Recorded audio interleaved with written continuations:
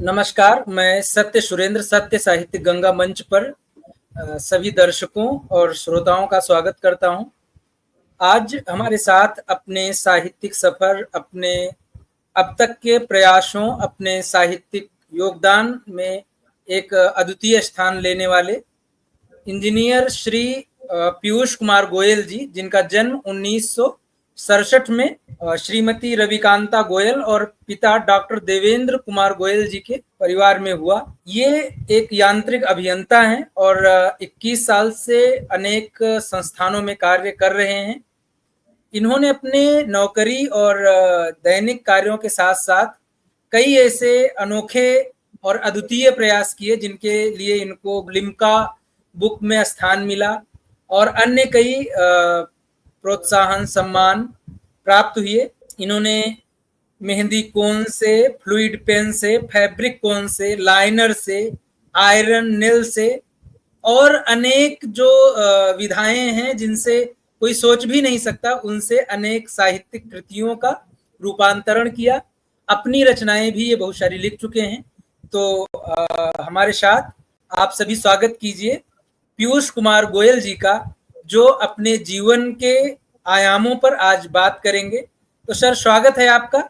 और आप अपने वार्तालाप के प्रथम चरण में पहले अपने बारे में आप अपना थोड़ा सा सूक्ष्म परिचय दें। स्वागत है सर। बिल्कुल बिल्कुल, थैंक यू वेरी मच और धन्यवाद। सत्य साहित्यिक गंगा के सर्वे सर्वा सत्येंद्र सुरेंद्र जी, सत्य सुरेंद्र जी साधुवाद के पात्र हैं। एक छोटे से कॉल पे एक छोटे से एक बहन है हमारी दिव्यांजलि, जो अयोध्या से हैं, उन्होंने आपसे संपर्क किया होगा। उन्होंने मुझे मैसेज किया कि उनसे संपर्क कर लो। कल मेरे ख्याल से बात हुई है और आज हम लाइव बैठे हुए हैं। ये बड़ी अनोखी बात है। नहीं तो प्रयास करते रहो, लोग प्रयास करते करते करते करते लोग सोचते हैं कि मैं क्यों बुलाऊं इस आदमी को। कुछ चीज़ें ऐसी होती है, लेकिन आप साधुवाद के पात्र हैं। आपने एक छोटे से मैंने मैसेज किया, नमस्कार दिया और आपने आज भी मेरे को निमंत्रण दे दिया। ये मेरे लिए बड़ी बात है। मेरा नाम पीयूष कुमार गोयल है। 29 years of experience in various organization. मध्यम वर्ग के परिवार से हूँ और ऊपर वाले के आशीर्वाद से बनना चाहता था पायलट, नहीं बन पाया। बनना चाहता प्रोफेसर, नहीं बन पाया। मैकेनिकल इंजीनियर बन गया और किताबें लिख रहा हूँ। और ऐसी किताबें लिखी गई हैं कि दुनिया में आज तक वो किताबें नहीं लिखी गई हैं। 2003 से लेकर 2024 तक 18 किताबें हाथ से लिख चुका हूँ। 19वीं किताब में आजकल लिख रहा हूँ। क्या दर्शकों में बताता चलूँ कि क्या आपने सुना था या सोचा था कोई आदमी सुई से किताब लिख देगा? क्या आपने सोचा था कोई आदमी पेन से तो लिखते ही हैं? मैंने भावुक गीता हिंदी और इंग्लिश दोनों भाषाओं में दर्पण 6 में लिखी है। क्या आपने सोचा था कोई आदमी मेहंदी कौन से किताब लिख देगा? क्या आपने सोचा कोई आदमी कार्बन पेपर से किताब लिख देगा? क्या आपने सोचा कोई आदमी आयरन नेल से हैमरिंग करके एल्यूमिनियम शीट के ऊपर किताब लिख देगा? फ्लूइड पेन से किताब लिख देगा?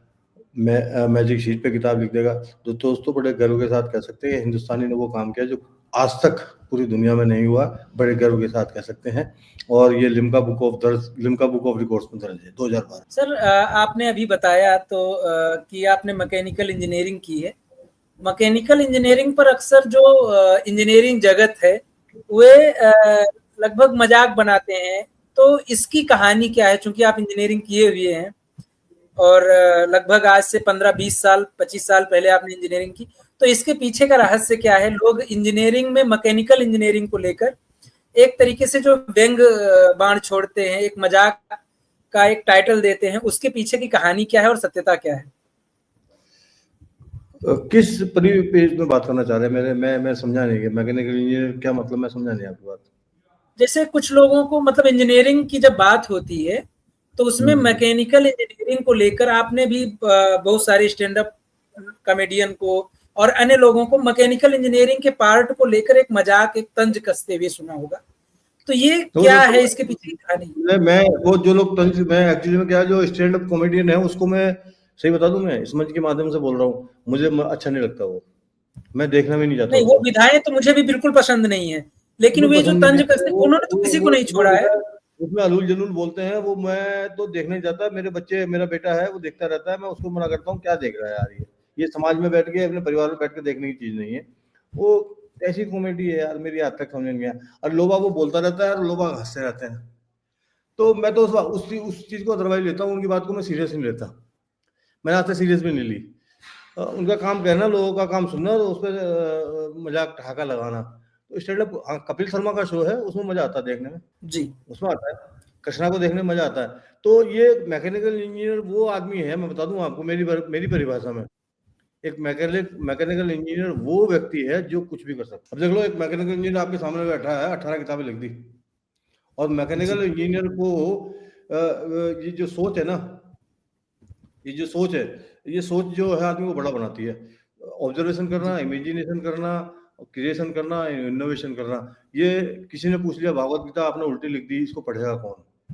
मैंने उसको कहा, वाल्मीकि जी ने मरा मरा बोला, राम राम निकला, उन्होंने रामायण लिख दी संस्कृत भाषा में। तो मेरी पूरी दुनिया को संदेश है यार, सीधी नहीं तो उल्टी पढ़ लो यार, मेरी लाइफ बदली तो आपकी भी लाइफ बदलनी चाहिए।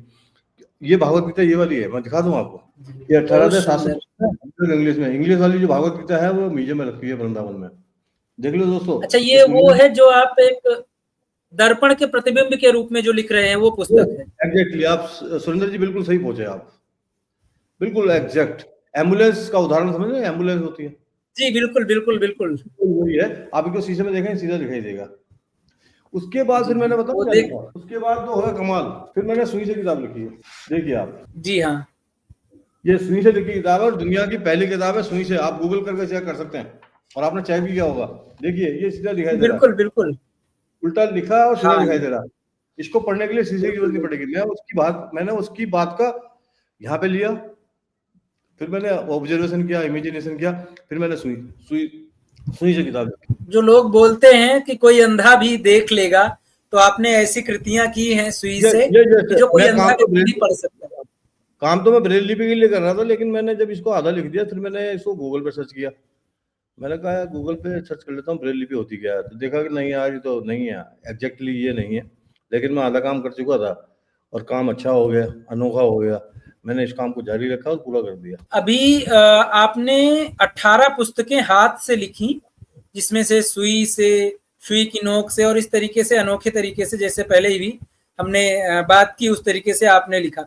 आपके मन में सबसे पहली बार ऐसा क्यों आया कि चलो एक नया प्रयोग करते हैं, सुई की नोक से हम एक नई पुस्तक का लेखन करते हैं, उसकी लिखावट में सुई की नोक का प्रयोग करते हैं?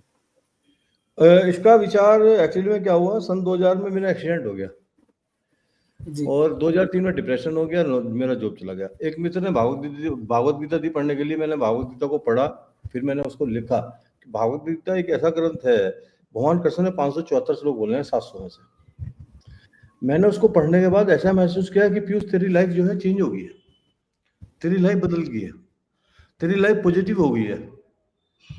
उसने मुझे ऐसा बोला। फिर मैंने सोचा, जब मैं यार ये ग्रंथ है, कि ऐसा ग्रंथ है जिसने मेरी लाइफ को बदला है, तो फिर मैंने इसको लिखा।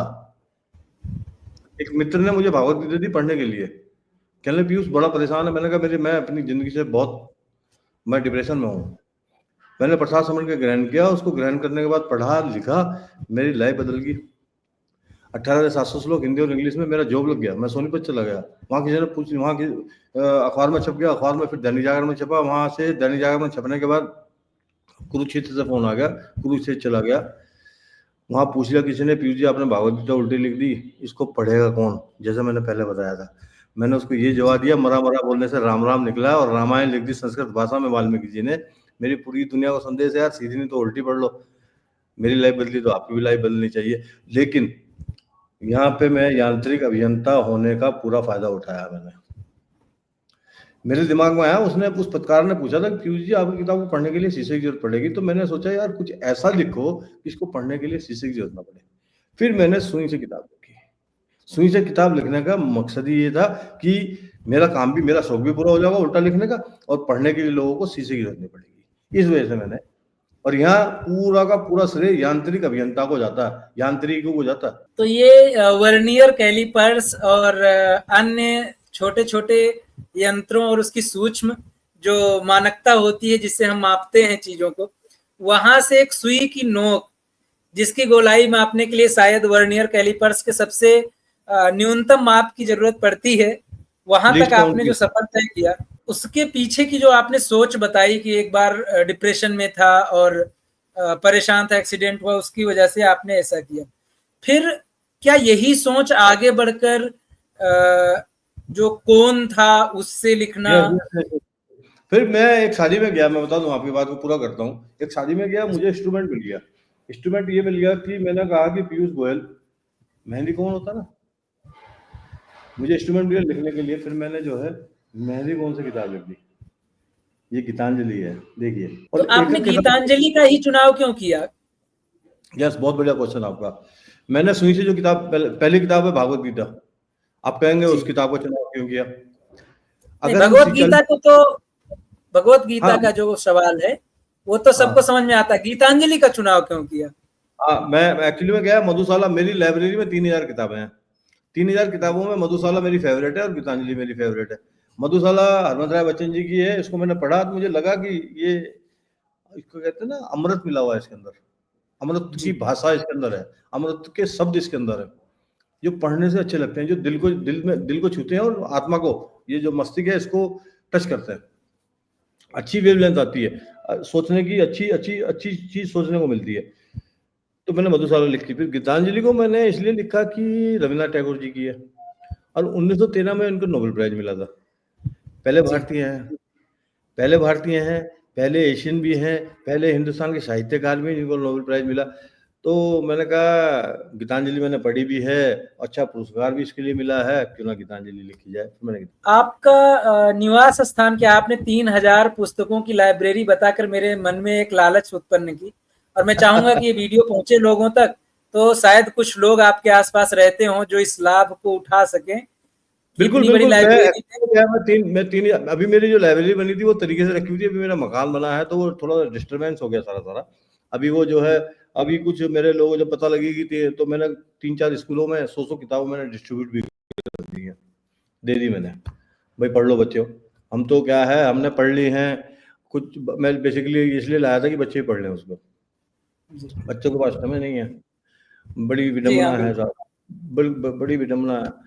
एक एक बच्चे जिसका बाप अपने बच्चों के लिए किताब लेके आया था, उनके पास पढ़ने का समय नहीं है। एक बाप जो जिसके बच्चे पढ़ना चाहते हैं, उसके बाप के पास पैसा नहीं है, वो पढ़ने किताब लेके आया है। जी बड़ी बिल्कुल मैं बड़ा, बिल्कुल, बहुत सही कहा आपने।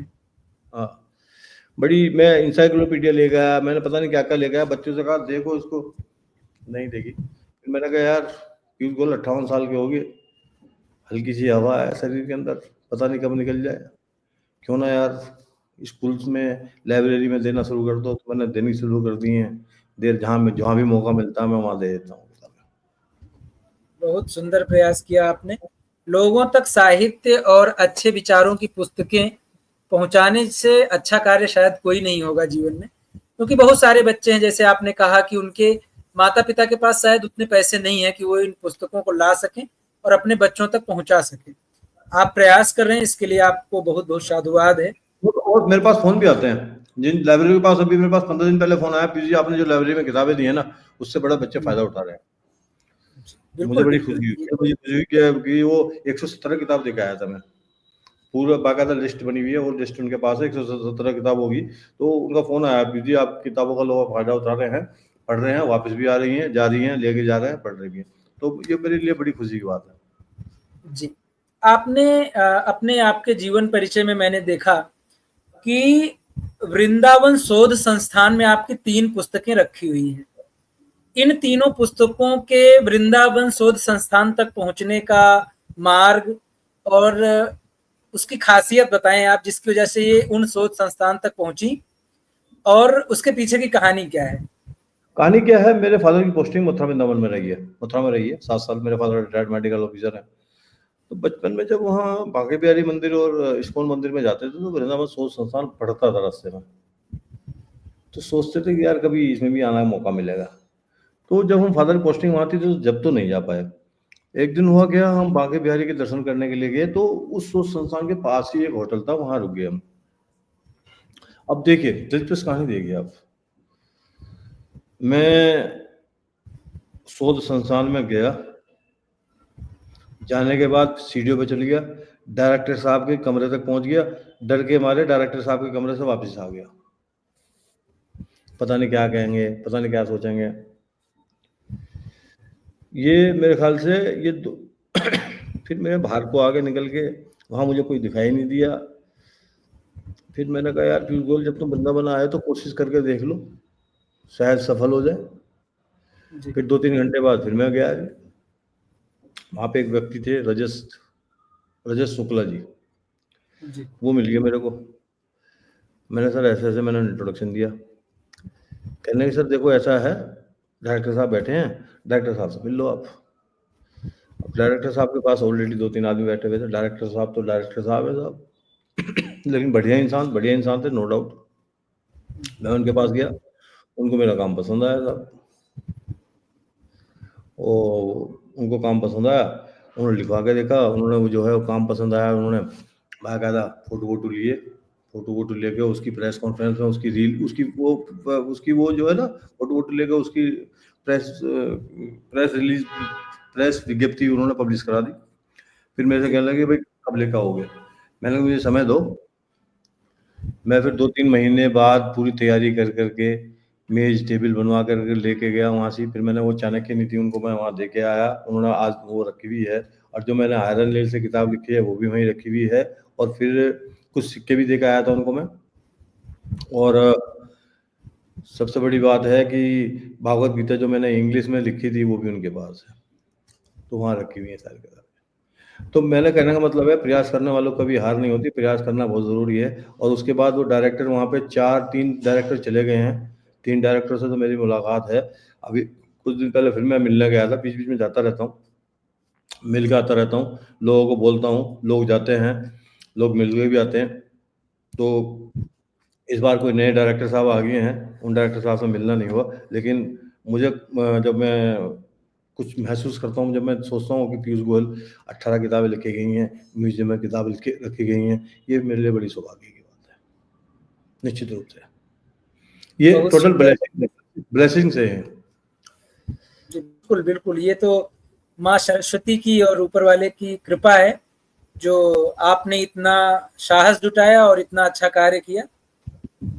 अब आपकी 2 बुक जो लिम्का बुक रिकॉर्ड में दर्ज हैं, उन दोनों पुस्तकों के बारे में बताएँ दर्शकों को मेरी जो बुक कि है वो, हाँ, मेरी जो बुक है वो सुनीति जो लिखी हुई बुक है ना, जी, वो एकदम एक्सेप्ट कर ली उन्होंने सन 2012 में।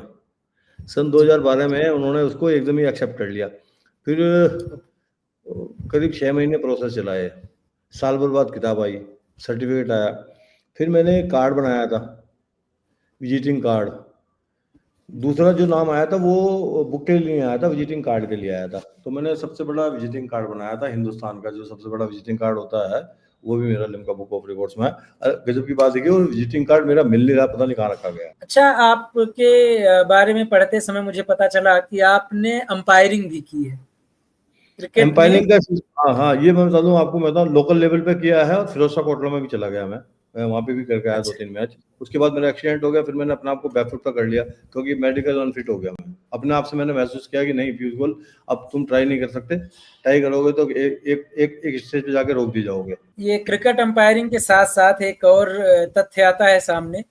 आपने गणित के कई सारे रिसर्च पेपर जर्नल्स में प्रकाशित किए हैं, अपने रिसर्च किए हुए हैं। उसके पीछे की क्या कहानी है? और ये कहानी क्या है इंजीनियरिंग में मैं चूँकि बता मैथमेटिक्स का अच्छा योगदान रहता है, तो उसके बारे में? मैं बता दूं आपको, बिल्कुल to be very frank, mathematics मेरा मेरा पहला प्रेम है और क्रिकेट मेरा दूसरा प्रेम है।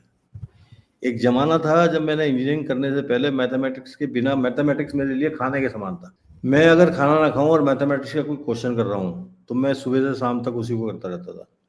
जनूनी था मैं, जनूनी, जिसको कहते हैं जनून। एक दिन मैं फैक्टोरियल फंक्शन के ऊपर काम कर रहा था, भयंकर रूप से फैक्टोरियल फंक्शन में काम किया। और ये नियर अबाउट कहानी है 1986, 87, 89 की, 90 से पहले की। अब मैं जब वो काम कर रहा था उसमें मुझे ऐसा लगा कि पीयूष गोयल जो तूने अपने 15-20 दिन की मेहनत करी है ये विफल जा रही है, इसका रिजल्ट कुछ नहीं निकल रहा है और मेहनत तूने इतनी बहुत ज़्यादा कर दी है। उस दिन रात को मुझे ऐसा महसूस हुआ कि तेरा सिर फटने वाला है, एक्सट्रीम हो गया, एक्सट्रीम जिसको कहते हैं ना एक्सट्रीम। आपकी सोच जो है वो, आपकी सोच बड़ी एक्सट्रीम हो गया, पेन हो गया। मैं अपने, मेरा कमरा ऊपर था उन दिनों, मैं उस कमरे में जाकर लेट के जा करके, और मेरा सिर का दर्द बिल्कुल यानी पेन मेरे असहनीय पेन था। ऐसा लग रहा था कि मैं आज जाने वाला हूँ। उस दिन के बाद सुरेंद्र जी, फिर मैंने मैथ को कभी हाथ नहीं लगाया, एक्सट्रीम हो गया। और जब 1987 मैंने ये काम किया, 2016 में मेरे पेपर, मैंने उनको एक बहुत अच्छी तरह से बना के रखा हुआ था। मुझे पता था जो काम हुआ है वो अलग तरह का है। पाइथागोरस थ्योरम पे काम हुआ, फैक्टोरियल फंक्शन पे काम हुआ, ट्रेपेजियम पे काम हुआ। पाइथागोरस ये राइट एंगल ट्रायंगल से रोम्बस का एरिया निकालने की कोशिश करी गई है। साइन फार्मूले से पाइथागोरस थ्योरम को प्रूव करने की कोशिश की गई है। फैक्टोरियल फंक्शन को अस्तित्व में कैसे आया ये प्रूव करने की कोशिश की गई है। और पाइथागोरस थ्योरम पर बहुत सारा काम हुआ है, राइट एंगल ट्रायंगल पे बहुत सारा काम हुआ है। तो मैंने कहा ना, मैथमेटिक्स मेरा पहला प्रेम है। और मुझे लगे करीब 1987, 2016, 16 और 13, 29 साल लगे मुझे। मेरी एक सोच है, पूरी दुनिया नतीजे को सलाम करती है, प्रयास करने वालों को कभी हार नहीं होती है। मैंने प्रयास छोड़ा नहीं। 29 साल तो पब्लिश होने में लगे, लेकिन मैं प्रयास करता रहा, प्रयास करता रहा, प्रयास करता रहा। कभी तो मैं मेरे अंदर क्या कमी है उन कमियों को दूर करता रहा, और 2016 में वो एक जर्नल में पब्लिश हो। बहुत सुंदर। जैसा मैं भी मैथमेटिक्स का स्टूडेंट रहा हूँ। अरे वाह, क्या मैं बात है। जी मैं ये एक कई बार लोगों के मन से एक विचार निकलता है। कोई मैंने मुख्यमंत्रियों तक को ये कहते हुए सुना है कि ये साइन थीटा कास थीटा जिंदगी में कहाँ प्रयोग होगा, क्या होगा। और उनको नहीं पता है कि जिस प्लेन में बैठकर शौक के साथ वीआईपी क्लासेस में वो ट्रेवल करते हैं, वो उड़ नहीं सकेगी बिना साइन थीटा और कास थीटा के। वो ये कहते हैं प्लस बी का होल स्क्वायर कहाँ काम में आता है। लेकिन वे लोग कभी उसके तह तक जाने के लिए अगर किसी छोटे मोटे जो बीएससी कर रहा हो उससे भी पूछें, इंजीनियरिंग क्लास तक जाने की बात ही नहीं है, तो वो भी उनको बता दे। उनके लिए आप क्या कहना चाहेंगे कि ये जो मुख्यमंत्री तक के पद के लोग, मैं नाम नहीं लूंगा, हो सकता है आपने वो बयान सुने हो मुख्यमंत्रियों के, कि वो लोग कहते हैं कि कास थीटा का क्या यूज है जीवन में। मेरे टीचर दिन भर साइन थीटा कास थीटा कहते थे, एक दिन मैंने क्लास में खड़े होकर टीचर को बोल दिया कि साइन थीटा कास थीटा से क्या होता है, ये ए प्लस बी का होल स्क्वायर किस काम में आता है। तो मेरे गणित के टीचर ने भी खड़े होकर बोला कि मैं जिंदगी भर पढ़ाते हुए मेरी जिंदगी निकल गई, मुझे खुद नहीं पता है। उन लोगों के लिए आपका क्या संदेश है? उन लोगों के लिए संदेश है कि वो, मेरे ख्याल से मुझे लगता है कि वो मैथमेटिक्स से प्यार नहीं करते थे। जो मैथमेटिक्स से प्यार करता है वो ये शब्द नहीं बोलेगा। और आपको पता है, मैंने कुछ पढ़ा है, बोइंग 737 का जो नाम रखा गया है ना, अंडर रूट 50, अंडर रूट 50 पे इतना काम हुआ है। जब भी वो उसको डिजाइन कर रहे थे, बोइंग 737 पे डिजाइन कर रहे थे, अंडर रूट 50 बहुत आ रहा था बार बार, डिजाइन करते करते करते करते। तो जितने भी साइंटिस्ट थे जो काम कर रहे थे, उन्होंने कहा यार ये अंडर रूट 50 बहुत आ रहा है, 749, 737 ऐसे कुछ करके आया। तो उन्होंने कहा यार इस प्लेन जो डिजाइन हो जाएगा, इसका नाम हम जो है ना, जहाज का नाम भी 737 रखेंगे। तो अब उन मैं कहता हूँ, साइंस वालों से कहता हूँ, जो ये कहते हैं भारत ने दशमलव दिया, भारत ने जीरो दी, भारत ने पाई का मान दिया। एल्बर्ट आइंस्टीन, E बराबर MC स्क्वायर। अगर प्रकाश की चाल, अगर भारत जीरो नहीं देता तो प्रकाश की चाल कैसे पता लगती? प्रकाश दूरी दूरी कैसे पता लगती सूरज की और पृथ्वी के बीच की? उसका आने का समय कैसे पता लगता? तो वो शायद जो ये लोग बोलते हैं वो अभिन्न है। हर चीज का अपना महत्व है। हिंदी का अपना महत्व है, इंग्लिश का अपना महत्व है, फिजिक्स का अपना अलग महत्व है। अब मैं कहूँ, अब ये भी कहूँगा कि न्यूटन ने जी का मान 9.8 निकाल लिया। भाई सेव तो बहुत लोगों के ऊपर गिरा, न्यूटन ने उसका फायदा उठा सही लिया, बात। उसने ऑब्जर्वेशन इमेजिनेशन कर ली। एल्बर्ट, अब एल्वा एडिशन है, 999 बार फेल हुआ, बल्ब का आविष्कार कर दिया। मैंने कहा ना, 5-6 चीज ऐसी हैं जो आपके काम आने वाली है: observation, imagination, creation and innovation. आप क्रिएटिव हो और क्यूरेशन आपका क्यूरियोसिटी आपके अंदर है, आपके अंदर क्यूरियोसिटी है, क्रिएशन पे विश्वास रखते हो, तो नई चीज निश्चित रूप से अस्तित्व में आने वाली है। तो अब देखो, मैं उस पर कटाक्ष तो करना नहीं चाहूंगा, बात मुख्यमंत्री की है, बात किसी की भी हो, तो वो उनकी सोच है, वो अपनी सोच के हिसाब से बोल रहे हैं। लेकिन ऐसा नहीं है, हर चीज का अपना महत्व है, हर चीज की अपनी अपनी अपनी अपनी प्रधानता है। और मैं इस इंटरव्यू के माध्यम से कहना चाहता हूँ, दोस्त ऐसा ना कहें, हम साइंस के स्टूडेंट हैं, मैथ के स्टूडेंट हैं, हमारे मनोबल को गिरा है ना तो ज़्यादा बढ़िया है। हर चीज़ का अपना महत्व है। जी, बिल्कुल। बहुत सुंदर तरीके से आपने एक डिप्लोमैटिकली अपनी बात को रखा और ज़रूरी भी है आज के समय में किसी भी तरफ का होने से अच्छा है डिप्लोमैटिक तरीके से अपने जवाब दिए जाएँ।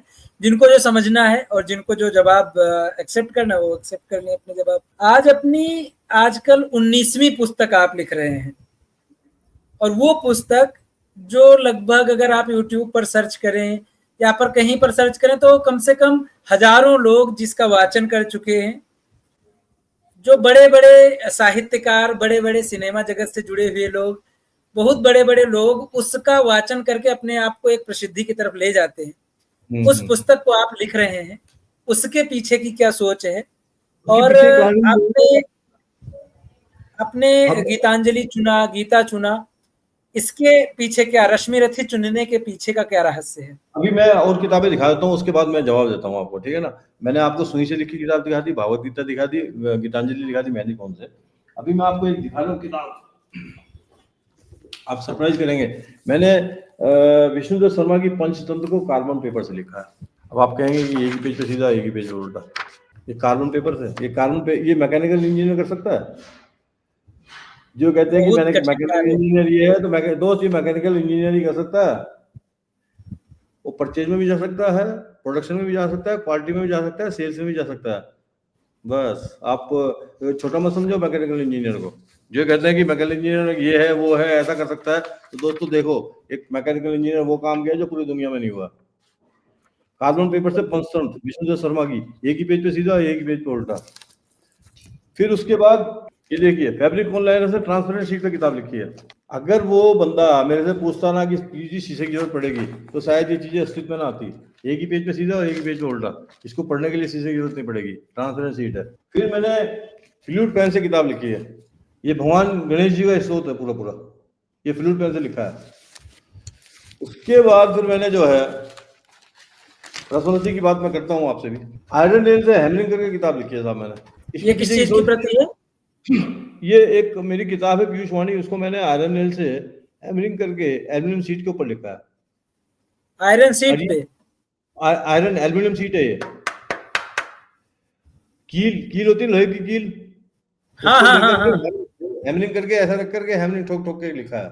और ये किताब मेरे म्यूजियम में रखी हुई है। और ये इसकी सोच कैसे आई? इसकी सोच ऐसा है कि सुई से जो लिखी किताब है वो 20-25 साल रहेगी। आप समझ गए ना? सोच को कागज सलाम है खराब नहीं आपको। होगा, ये कागज खराब नहीं होगा। ये कार्य कोई इंजीनियर ही कर सकता है। बहुत उसके बाद फिर सुंदर। मैंने अटल जी मेरे फेवरेट है, अटल जी की पुस्तक को मैंने मैजिक शीट पे लिखा है साहब, मेरी क्या उन कविता है, ये मैजिक शीट है साहब। बहुत सुंदर, बहुत सुंदर। तो 18वीं पुस्तक है वो, मैंने 18वीं पुस्तक कौन से लिखी? जीवन पथ में। वो निशंक साहब का नाम सुना होगा आपने, मुख्यमंत्री हैं उत्तराखंड के भूतपूर्व, उनकी पुस्तक जीवन पथ में, उसको मैंने 18वीं पुस्तक थी, उसको मैंने उनको लिख के दिया। 45 कविताएं उनकी थी, वैसे तो कविताएं बहुत ज्यादा थी, 118 थी, मैंने 45 चुनिंदा को लिख करके उनको मैंने गिफ्ट किए। उसका विमोचन हुआ, मंच पे हुआ, बहुत अच्छे तरीके से मंच पे हुआ। मैं आपको वीडियोस भेजूंगा वाली। आपने पूछी रसवंती के बारे में बात करी। जी। रसवंती जब मैं मथुरा में था ना, तो मेरे जो प्रधानाचार्य थे वो हिंदी के टीचर थे। उन्होंने रसवंती को इतने प्यारे तरीके से पढ़ाया, बताया। और वो कमरे में नहीं बैठ के पढ़े हम, पेड़ के नीचे बैठ के पढ़े। पेड़ बड़ा बड़ा सा पेड़, उनकी कुर्सी लगी हुई है, हम जो टाट पे बैठे हुए हैं, उसमें भगवान भगवान परशुराम का और कर्ण का संवाद है। उस संवाद को पढ़ने के बाद, सुनने के बाद लगा कि यार गजब, जयशंकर प्रसाद जी ने रामधारी सिंह दिनकर जी ने बहुत अच्छा लिखा है। तो मेरे मन में पहले से ही है, ये हाई स्कूल इंटर की बात है, लगा लीजिए सन 82-84 की। तो मैं उस संकल्प को ना, जो मैंने लिया हुआ बहुत पहले से, कि उसको, अभी मेरा एक सर्ग पूरा हुआ है, उसमें मेरे ख्याल 7-8 सर्ग हैं, धीरे धीरे पूरे होंगे।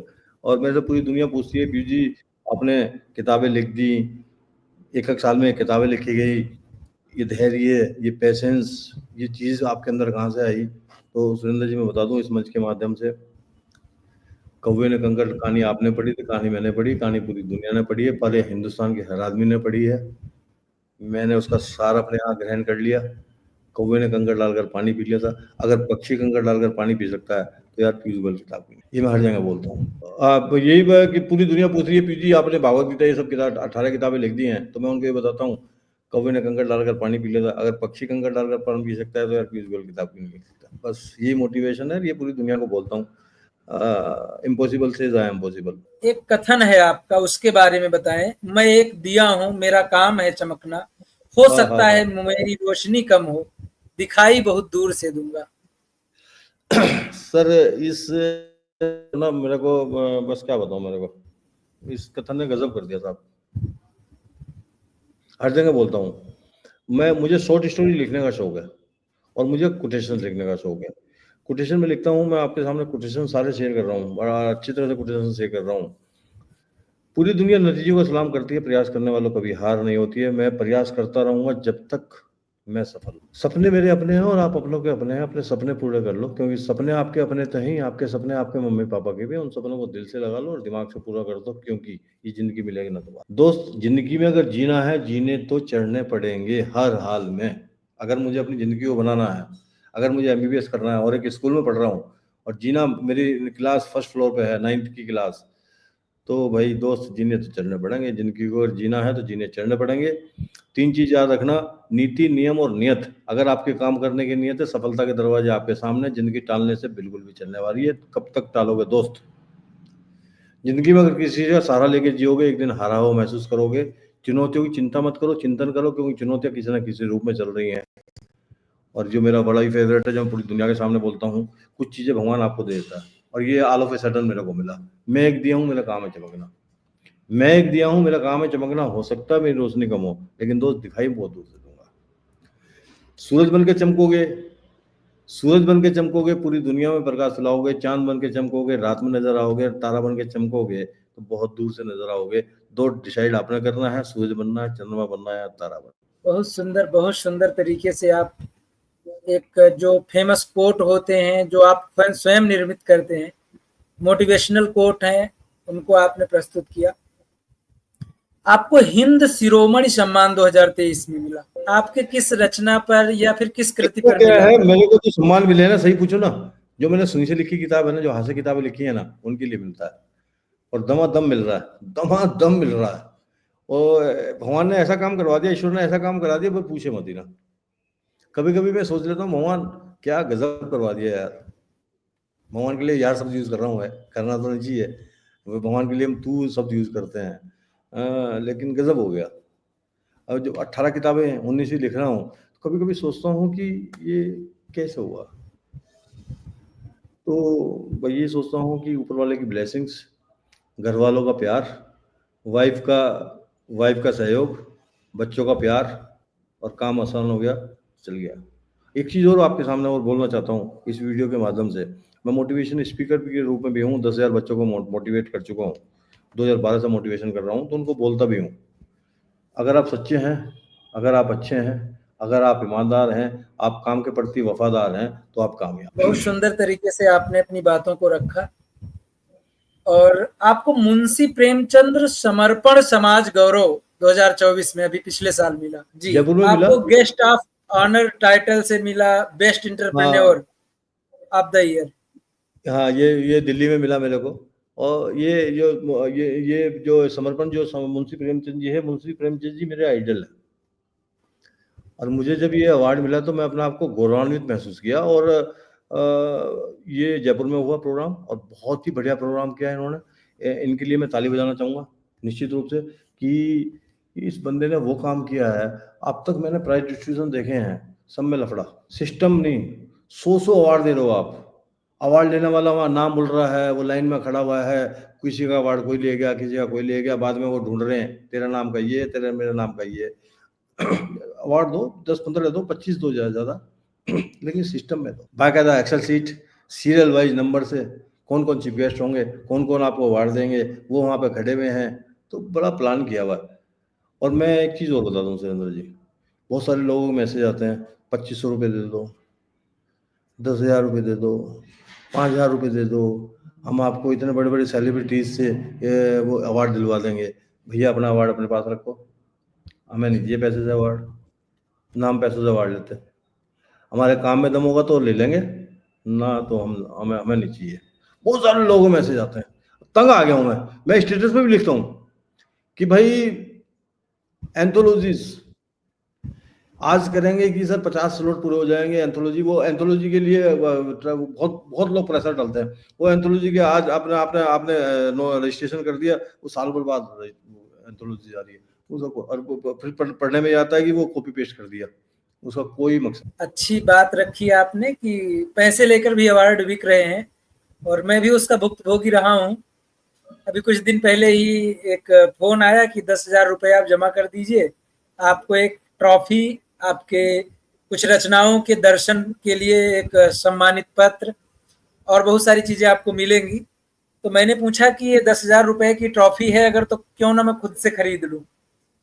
तो वे भड़ गए साहब सामने वाले, बोले कि आप तो उल्टी बात कर रहे हैं। मैंने बोला उल्टी बात आप शुरू कर रहे हैं कि सम्मान पत्र भी बोल रहे हैं और पैसा लेकर भी दे रहे हैं, दोनों चीजें एक साथ कैसे हो सकती हैं? नहीं ये नहीं होती होता है। रहती। तो मैं 10 और सुनो, एक भैया का फोन आया, उसने हमारे भारत सरकार का जो गौरव है अशोक सम्राट की जो है फोटो लगाई हुई है। मैंने कहा भाई साहब आपको किसने ऑथराइज कर दिया? आप सर MSME पता नहीं क्या है उसके में, उसके तहत है यार। एक बात बताओ, MSME क्या अलग बात है, ये तुमने आपने जो है ये अशोक प्लाट की परमिशन ली किसी सरकार से, किसी से ली है? भाई साहब खेल गया वो आदमी। उसका फेसबुक पे ऐड चलता था, फेसबुक पे ऐड आना बंद हो गया उसका।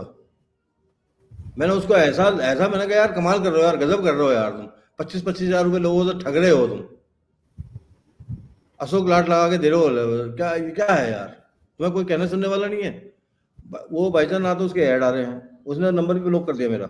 ऐसे ही करते हैं लोग। हम सभी लोगों के बीच में इंजीनियर श्री पीयूष गोयल जी जुड़े हुए थे, जो लगभग 18 पुस्तकें अनेक अनेक प्रकार से, जैसा मैंने वीडियो के प्रारंभ में बताया था आप लोगों को, सुई से, कार्बन पेपर से, मेहंदी के कोन से, फ्लूइड पेन से, फैब्रिक कोन लाइनर से, आयरन नेल से पुस्तकें लिखी हैं।